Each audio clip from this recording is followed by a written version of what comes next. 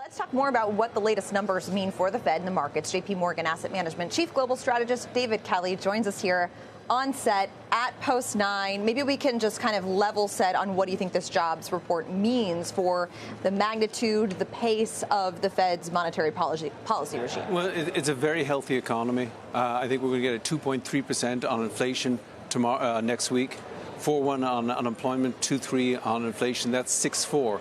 They used to call that the misery index, but that number is actually better than it's been 89% of the time over the last 50 years. So it looks to me like the economy is on the right track, exactly the track the Federal Reserve would want it to be on. And therefore, right now, they're thinking they can follow their dots. They can actually just two more 25 basis point rate cuts this year, 4 next year.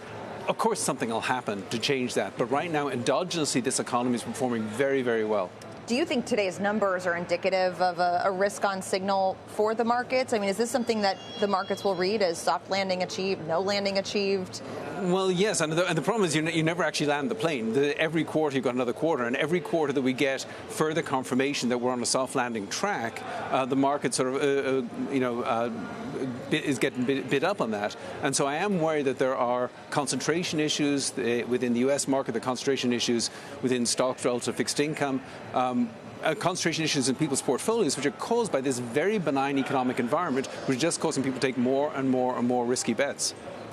So concentration issues in terms of equities within other asset classes, and how do you urge investors to kind of tackle that? Because we've seen over the last few years, for example, just with the Mag 7, that if you weren't concentrated in certain stocks within there, you're underperforming. Yeah, don't just focus on the economy, focus on the shocks. I mean, the history of the 21st century is something coming out of left field. Lehman Brothers, 9/11, the pandemic. Sooner or later, something's going to go wrong, and it's going to upset the economy. It's going to change people's outlook, and the markets are going to come down. But the thing that's going to come down the most is the thing that's most overpriced. And that's one way of looking at it. But there's another way of looking at it.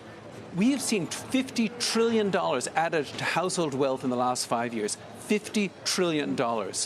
There are a lot of people who a few years ago were struggling to come up with a retirement plan. Now they're there. They should actually be de-risking. They should have less risk in their portfolio than they did a few years ago. But because of concentration, their portfolios are more risky than they used to be a few years ago. So I think this is a real time to assess not just where the markets are, but where you are financially, because it's not spread evenly across the economy. But for a lot of middle-income and upper-income households, they're substantially more wealthy than they were a few years ago. Is there anything keeping the Fed from pausing the way that the Europeans have?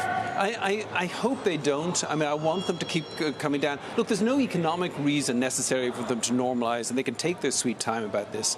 But rates are in the wrong place for financial markets. You need to get back to a normal, neutral level of rates. If the economy is fine, it doesn't need the Fed messing with it. You know, if you're on the right path, you don't need to be restrictive, you don't need to be accommodative, you need to just get back to normal. Because a lot of the distortions in markets that we're seeing are the result of having rates in the wrong place for 10 years.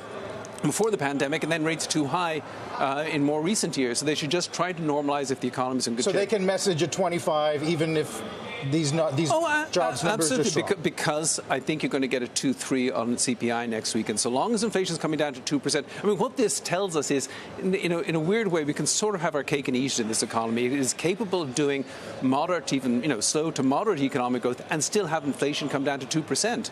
And if that's happening, the Fed can normalize rates.